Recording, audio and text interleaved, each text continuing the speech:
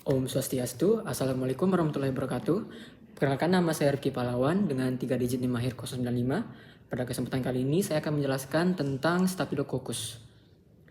Nah, di sini saya mengangkat tentang mastitis, di mana mastitis adalah peradangan pada kelenjar susu ambing sapi, di mana penyakit ini sangat penting di peternakan sapi perah karena dapat mengurangi produksi susu, merusak kualitas susu, hingga menyebabkan biaya pengobatan serta pemotongan sapi. Nah, salah satu penyebab utamanya yaitu bakteri Staphylococcus aureus yang sering menjadi infeksi intramammary (IMI), di mana infeksi Staphylococcus aureus ini bisa bersifat klinis ataupun subklinis tanpa gejala, hanya dapat terdeteksi lewat pemeriksaan laboratorium. Nah, infeksi ini termasuk kategori mastitis menular atau contagious mastitis. Artinya, bakteri sering berpindah antar sapi melalui alat pemerahan, tangan pemerah, kain lap, dan kontak langsung di ambing. Karena sifatnya yang mudah bertahan di ambing dan kadang membentuk infeksi kronis, Staphylococcus aureus menjadi tantangan besar dalam pengendalian mastitis di kehidupan sapi perah. Selanjutnya saya akan menjelaskan tentang morfologi bakteri. Staphylococcus aureus adalah bakteri gram positif yang berbentuk bola atau kokus, sering membentuk kelompok seperti tandan anggur pada pengamatan mikroskopis. Bakteri ini tumbuh pada media agar darah di mana sering terjadi hemolisis beta, zona bening di sekitar koloninya. Pada media garam manitol, koloninya akan berubah warna ke kuning jika bakteri berhasil memfermentasi manitol. Bakteri ini tidak dapat bergerak atau bersifat non-motil, menghasilkan enzim katalase dan koagulase positif, serta memiliki kemampuan memproduksi berbagai enzim dan toksin yang merusak jaringan ambing. Beberapa strain juga dapat membentuk biofilm agar lebih tahan pada jaringan. Selanjutnya saya akan menjelaskan tentang kasus yang saya ambil.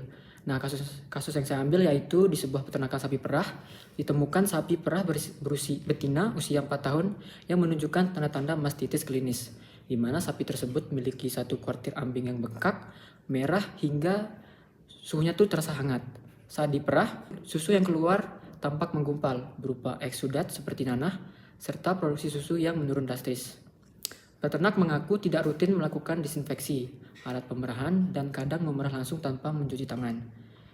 Juga ditemukan ada kejadian luka ringan pada puting sapi sebelumnya, di mana itu bisa menjadi acuan, mungkin bisa menjadi tempat pintu masuk bakteri.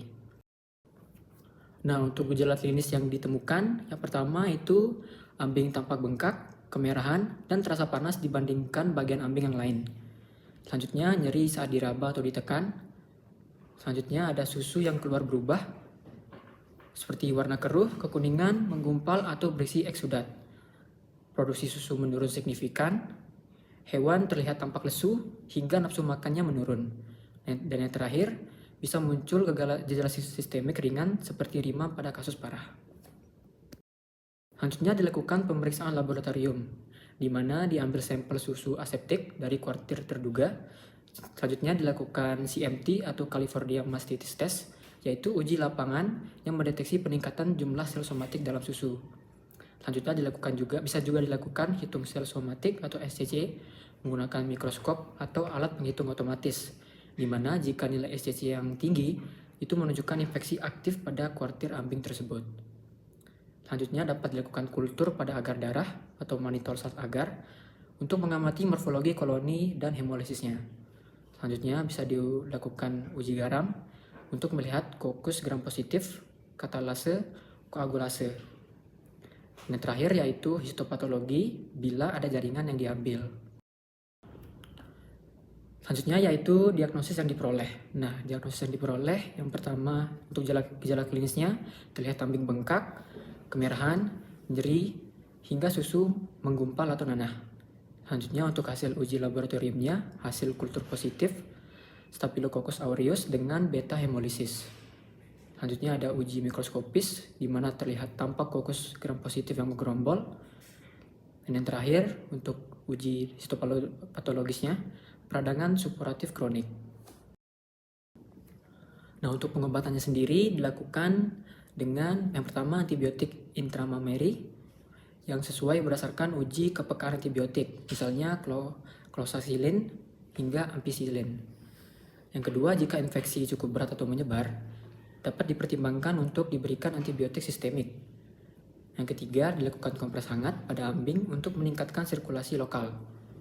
Selanjutnya, dilakukan pemerahan rutin untuk mengeluarkan eksudat yang terinfeksi agar tidak terperangkap dalam ambing. Dilakukan juga isolasi sapi terinfeksi agar tidak menular ke sapi yang sehat.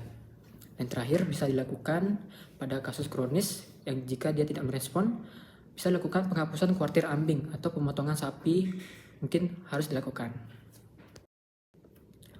Selanjutnya, bagaimana cara penularannya? Nah, untuk penularan sendiri, Staphylococcus aureus ini pada mastitis biasanya dapat terjadi pada yang pertama, tangan pemerah yang tidak steril, alat pemerahan, ember, mesin, selang yang belum disterilkan juga. Selanjutnya ada kain lap yang digunakan bergantian antar sapi.